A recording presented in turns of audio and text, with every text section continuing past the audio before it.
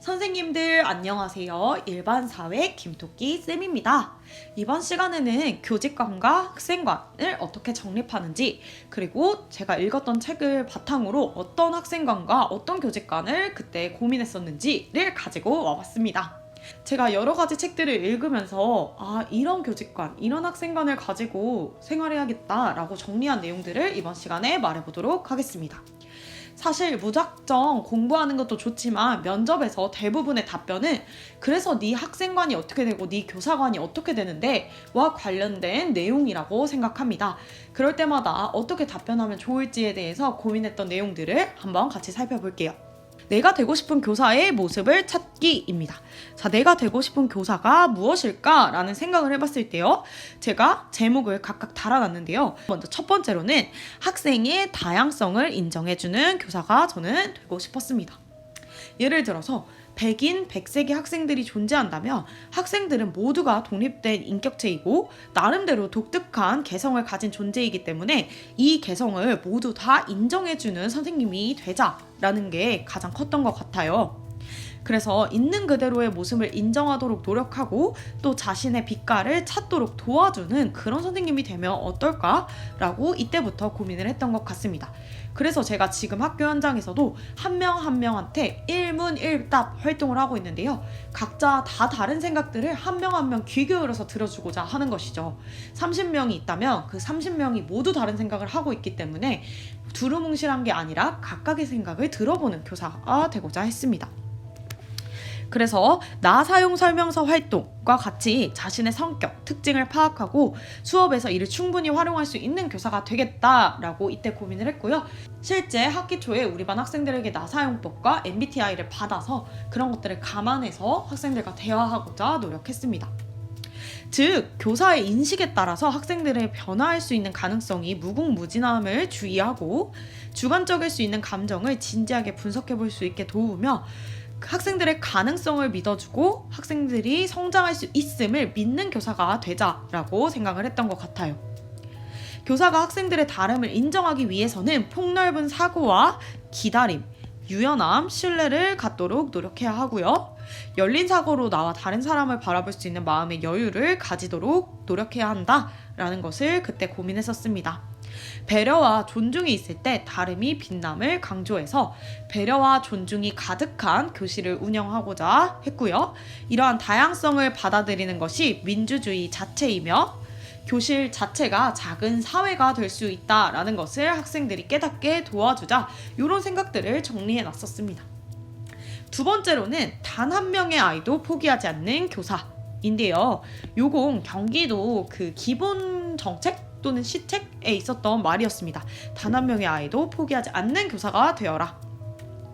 모두를 데리고 가는 것이 진정한 교육이라고 할 때 힘들더라도 그 자체의 의미를 끊임없이 설득하고 꼼꼼하게 챙기며 학생들의 작은 반응을 찾아서 칭찬하면 학생들을 모두 다 데리고 갈 수 있을 것이다 라고 생각을 했고요.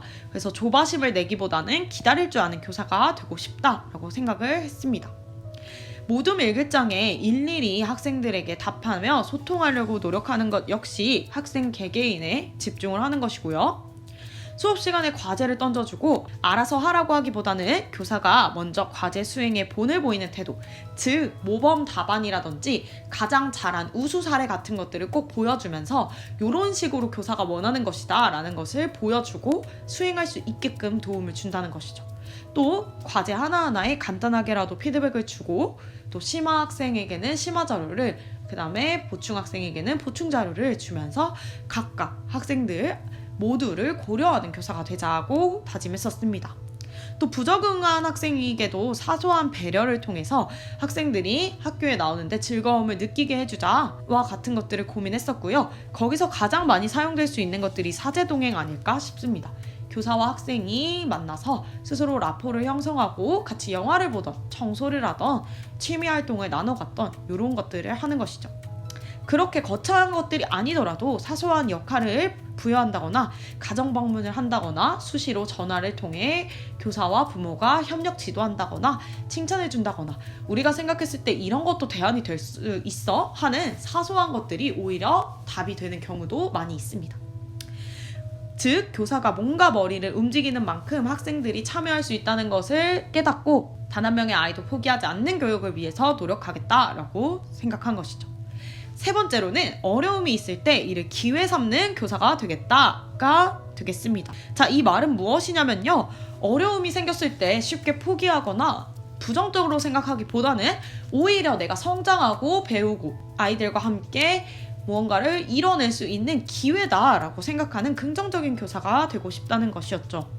어려움이 닥쳤을 때 교육어를 바탕으로 자신의 교육관을 되돌아보고 그걸 단련시키는 기회로 삼겠다라는 것인데요. 교육어를 돌아보는 질문이라고 해서 나는 왜 교육을 하는가? 내게 아이들은 무엇인가? 아이들의 성장 단계는 어디쯤인가? 나는 아이들의 관계에 어디까지 개입할 것인가? 나는 어떤 교사가 될 것인가? 와 같은 이러한 질문들의 답을 그 당시에 생각해 봤었습니다. 모든 문제 상황이 교육의 기회가 된다고 생각한다면 사실 겁낼 필요가 하나도 없다는 것이죠. 위기가 기회를 만든다라는 말이 있듯이 시행착오를 두려워하지 않고 언제나 성장하는 과정에서 실수가 오히려 나를 더 단단하게 한다는 것을 믿고 나아가겠다라는 형식의 답변을 하고자 노력하였습니다. 네 번째, 학생들의 기억에 남는 교사라고 적혀 있는데요.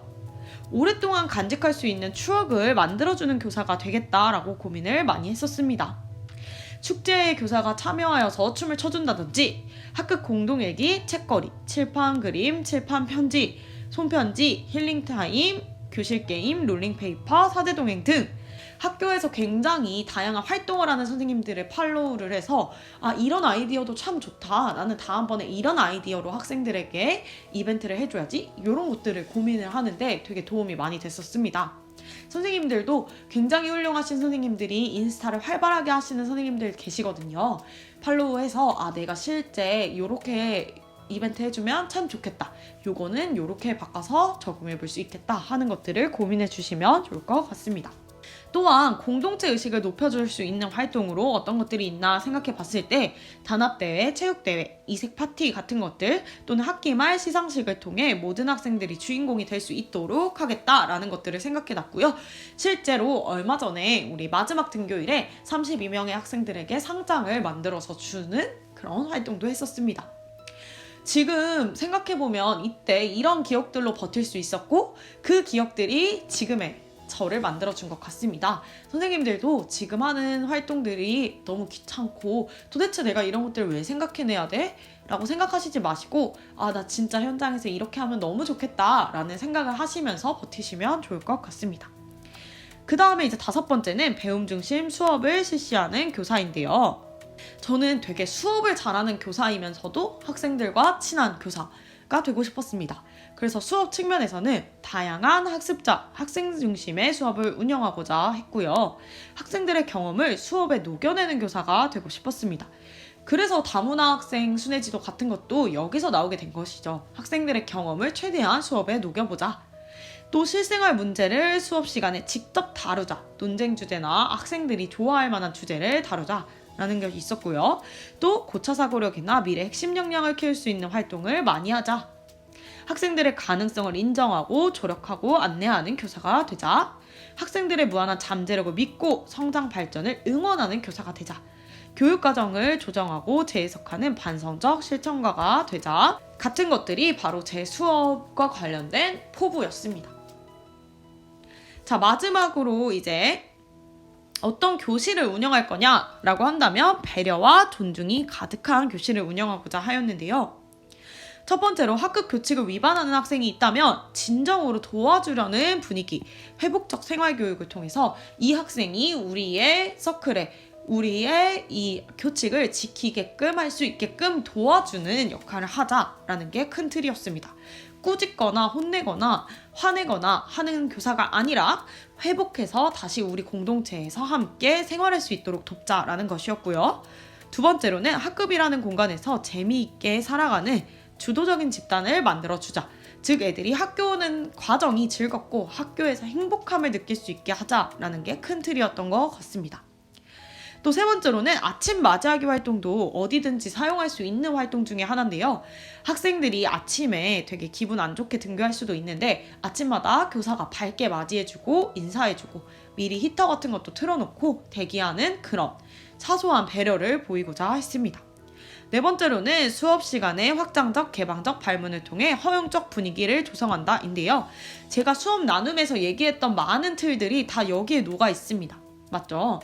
수업 시간부터 학생들을 대하는 담임시간, 조종례 시간에 다 이러한 일관적인 태도로 학생들을 대하겠다고 이때부터 마음을 먹었기 때문에 제가 지금 조금이나마 이렇게 실천할 수 있는 게 아닌가 싶습니다. 다섯 번째로는 다양한 대답에 대한 가능성을 인정하고 발표하거나 틀린 말을 하더라도 용기를 칭찬해주는 교사가 되자. 또 여섯 번째로는 학습 동기가 부족한 경우에는 진로와 실생활 같은 것들이 연관지어서 배려를 보이도록 하자. 또 일곱 번째로 무기력한 아이들에게도 칭찬과 사랑이 가지는 힘을 주자라는 것을 적어놨고요. 또 학기 초에 자신이 잘해왔던 이야기를 쓰게 하는 활동을 통해서 슬프거나 고통스러웠던 일, 후회되는 일, 자기 역할을 잘해낸 일 등을 학생들이 적어 놓도록 하고요. 이걸 통해서 이제 선생님은 학생들의 가정사나 다양한 것들을 면담할 수 있다라는 것을 듣고 이거 되게 좋은 방법이다 생각했던 것 같습니다. 아이들이 직접 이야기할 수 있는 방향을 만들어주고 그 이야기를 조금 더 구체적으로 물음으로써 관심을 보이는 것이죠.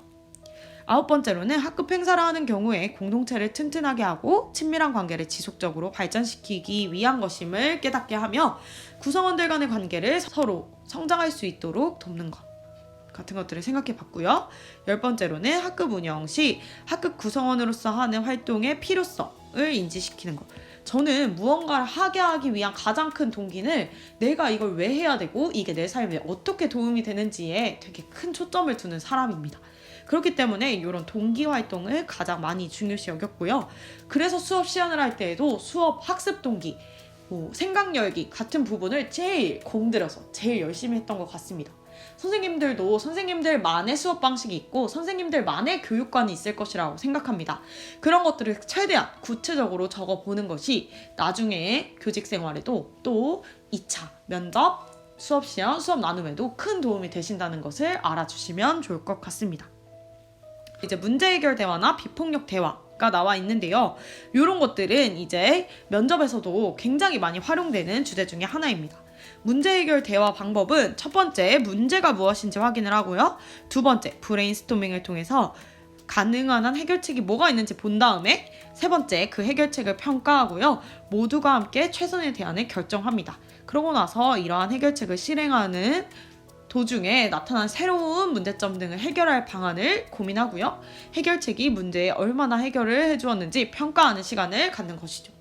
이런 것들을 통해서 이제 학생들과 대화를 할 때 문제 해결에 초점을 맞추고 서로의 감정을 상하게 하기보다는 뭔가를 해결하고자 미래지향적으로 이야기하는 선생님이 되는 것이죠.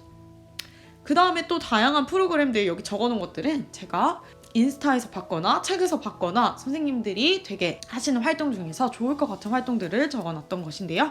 오늘 나의 감정은 이라는 프로그램은 학생들이 자신의 감정을 이해하고 올바른 방법으로 감정을 표현할 수 있도록 아침 조회 시간이나 창체 시간을 활용해서 이제 자신의 감정을 말할 수 있는 감정카드 프로그램을 하는 것입니다. 이거는 제가 실제로 아직 못 해본 활동 중에 하나이고요. 대신에 힐링 글귀 읽기 타임은 했었습니다. 지각하는 사람들이 벌을 서기보다는 오늘 아침 힐링이 되는 글귀를 친구들에게 읽어줄 수 있도록 하는 것이죠. 생각보다 뭔가 벌칙으로서도 효과가 좋고 또 서로에게 좋은 말을 해줄 수 있다는 점에서 굉장히 좋은 것 같습니다. 자, 13번째, 학급 운영 시 교사가 단정적인 주장을 하지 않도록 노력하기.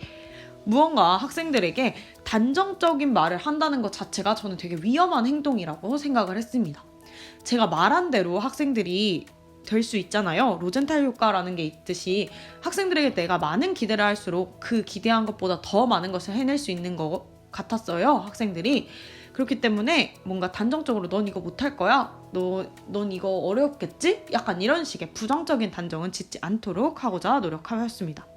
일주일 동안 학생들에게 붙여준 형용사의 개수를 자신이 기록하고 나 자신에 대한 평가를 한 뒤에 교육적으로 수정 개선해 나가겠다. 이런 것들도 답변할 때 활용하시면 좋은 툴이지 않을까 싶고요. 마지막으로 전체를 위한 희생이 아니라 자신을 위한 공동체적 삶의 태도가 필요함을 가르치기. 요즘 아이들은 나만 잘 살면 왜 안 돼? 또 개인주의가 조금 더 짙어진 것 같아요. 코로나 때문에 마스크도 쓰고 남 일에 관심 갖지 말자, 오지랖 부리지 말자 라고 하면서 특유의 그 한국의 정서였던 나름의 정 같은 것도 많이 퇴색되고 있는 것 같습니다. 그래서 학생들이 전체를 위해서 내가 희생해야 된다라는 입장은 아니고요. 그렇지만 공동체적 삶의 태도가 내 삶에 왜 필요하고 우리가 그것을 통해서 어떤 것들을 또 얻을 수 있는지에 대해서 고민할 수 있게 조화를 이루며 살아가는 인간의 본성을 깨달을 수 있게끔 도와주고자 했던 것 같습니다. 이렇게 해서 제 교직관과 학생관에 대해서 한번 이야기해봤는데요. 어떤 느낌인지 어떤 교사가 되고 싶은지 좀 선생님들에게 잘 전달이 되었는지 모르겠습니다. 선생님들도 이런 것들을 지금 이제 정리해야 할 가장 중요한 시기라고 생각합니다. 내가 어떤 교사이고 내가 어떤 사람이 되고 싶은지에 대한 답을 찾는 시간이 되시면 좋을 것 같습니다. 요게 바로 설 때 비로소 선생님들의 답변에 일관성이 생기고 수업 시험, 수업 나눔에도 문제가 없을 것이라고 생각합니다. 오늘도 정말 긴 시간 동안 영상 시청해주셔서 너무 감사드립니다. 다음 이 시간에 또 만날게요.